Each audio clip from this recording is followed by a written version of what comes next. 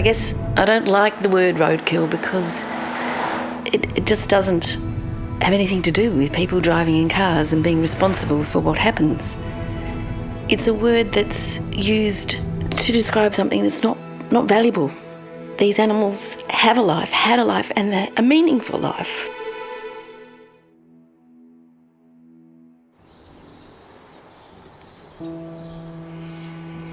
The research out there at the moment tells us that 400,000 or more animals die on Tasmanian roads every single year.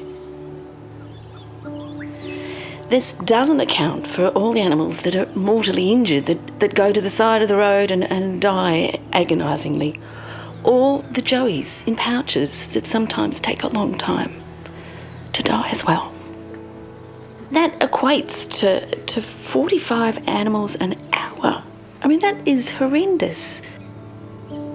Nobody wants to see that many animals die. It's too traumatising. Emily from Bonorong Wildlife Rescue. How can I help you? I just have a wallaby. Emily here from Bonorong. This wallaby with a joey in its pouch. Did you see any visible injuries? It was kind of just lying there, or we'll try to get a rescue out as soon as possible. Thank you so much. Awesome. I'll get a call out to help a friend with a rescue. It can be quite distressing. You really don't know what you're going to find. Sometimes it's just horrific. Broken bones, animals that have been suffering for quite some time sometimes. Depending on what we find, if it's a pouch young, it goes into the system to find a carer. And a lot of these joeys are very lucky to find a carer, some don't, which is very sad. There just aren't enough carers around. At the moment, we're absolutely smashed with joeys. Shaking. It's pretty heartbreaking coming to these ones. Well, on a quiet road. Very quiet road. It's one thing for an animal to pop out, but to hit an animal and not stop. And to be going just that fast. to check. Yeah, no. It's very, very sad and needless.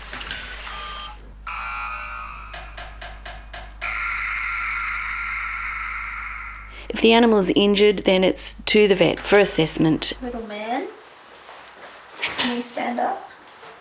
Where they will do whatever they can. Sadly, a lot of them don't make it. They've been so severely injured. This little guy probably hasn't eaten or drunk for an extended period of time. So he's probably got low blood glucose and low electrolytes. So we're just trying to rehydrate him. Good chap, well done. Alrighty. Good job. Yeah, then we'll x-ray him tomorrow and hopefully find him a carer.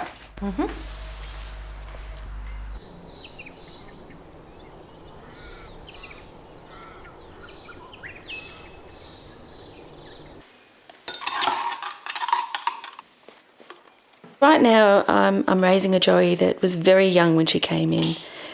She's just like a human baby. She needs comforting. She cried out for her mum constantly. So you really need to hold them close. They need to feel your heartbeat, movement. It's pretty full on, and you need to check on them all the time and feed them around the clock, 3 to 4 hourly, through the night. It's a lot of work, and it's a huge amount of time.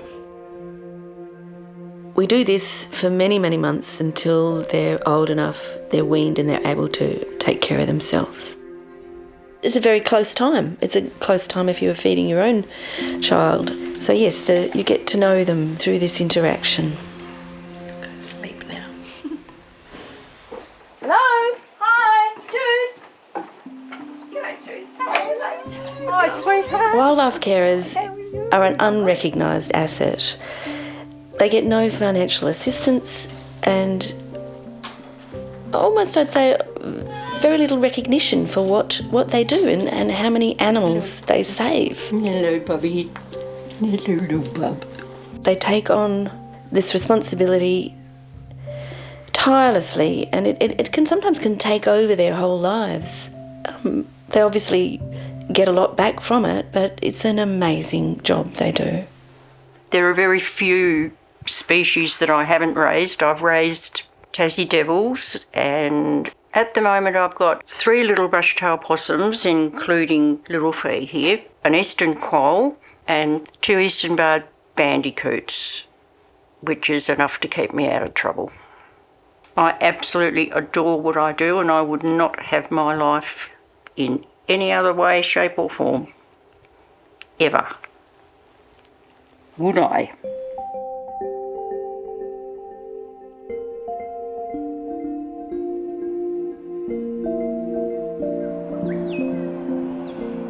The beauty of having a property like this is that the animals call it their home.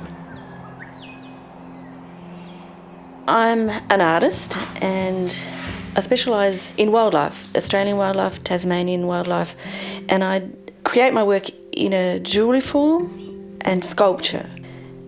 And because of the other work I do with the wildlife, I'm just able to get into the nitty-gritty, the finer detail, which is always something that's really drawn me in. I've got a lot of bush around me, but very close is a road that is deadly. I see so much roadkill just near where I live. I don't know whether it's because I'm an artist or just because I pay so much attention to the wildlife around me. Anyway, I just felt somebody had to do something, and it turned out I felt that I maybe needed to do something, and what I wanted to do was point out that these animals were dying needlessly. Initially, I was pulling the bodies off the road and checking for joeys, but a friend called by and said, "Oh, Ruth, your road's looking really good, there's hardly any deaths," and I realised that I was kind of hiding the evidence by taking them off the road. So that made me really think, this is not right. I need to do the opposite. I need to highlight that these animals have died. I went back to my studio and I made little crosses. Eventually I ended up cutting the top of them and making them little T's because I just didn't want to offend anyone. And I painted them a fluoro, bright yellow colour and placed them beside every dead animal on that road. And it wasn't long before I counted a total of 46 corpses. Some were fresh, some were quite decomposed, but it didn't take long for that number to be reached. To see all those crosses as you drove along affected me, and I think it affected other people as well. This act of doing this, marking the graves, created a bit of a stir. You're listening to ABC Radio Hobart. I'm Joel Reinberger. Artist Ruth Waterhouse is with me. She's put up these little T-shaped symbols to represent an animal's death along Summerlees Road. Good morning, Ruth. How are you doing? Good morning. I'm fine, thank you. Got a text here from Stephen saying, "Good morning. It doesn't matter how slow you drive. If a wallaby jumps out only 5 metres in front of you, you're going to hit it, unfortunately." Stephen, I think I'll beg to differ on that. I think if you're doing 40, your ability to brake is very, very different than if you're doing 80. The Kingborough Council says they've received complaints that the markers are distracting and will need to be removed. But Ms Waterhouse maintains they're working. Just a short, sharp reminder of what's been happening has had an effect. And then one day they just disappeared. They were gone. So I decided to do it again, but this time differently. This time I wanted markers that were very, very obvious. So I designed some markers and school children painted them. They painted them with flowers. And it was interesting because I asked the children what they thought and they said, "Oh, it's broken. It's a broken wallaby." And that's exactly how I needed it to look. I felt it was worthwhile to keep records, and I decided a year would be a good thing to do. In that whole year, 68 animals lost their lives. Paddy melons, Bennett's wallabies, brushtails, all sorts. So the section of road that is particularly bad is only 550 metres long. It somehow jolted people into realising how many deaths had occurred on such a short piece of road. There were people who just didn't like them, and they let it be known. We all suffer from sign fatigue. We see signs and then we stop seeing them because they're just there all the time. So along with the markers, I got some signs printed to warn people of the black spot. There were times where there were great long gaps between any deaths where we were all so thrilled, and that was really positive. I believe it made a difference. I believe people took notice and they slowed down. And that's what it was all about. That was what we wanted to achieve. Doing these signs made me realise that that was something that I could keep working on. It made me switch my focus, thinking, okay, these signs are working, let's do more. And I used a lot of my own photos, and then I approached the local community of wildlife carers because I knew they took great photos. So I put it to them, hey, if you want to donate your photo, I'll make a sign for you.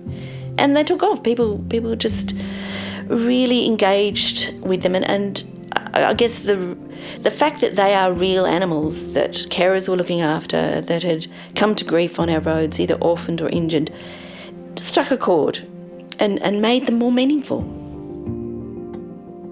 The response has been really exciting. People are really taking them on board.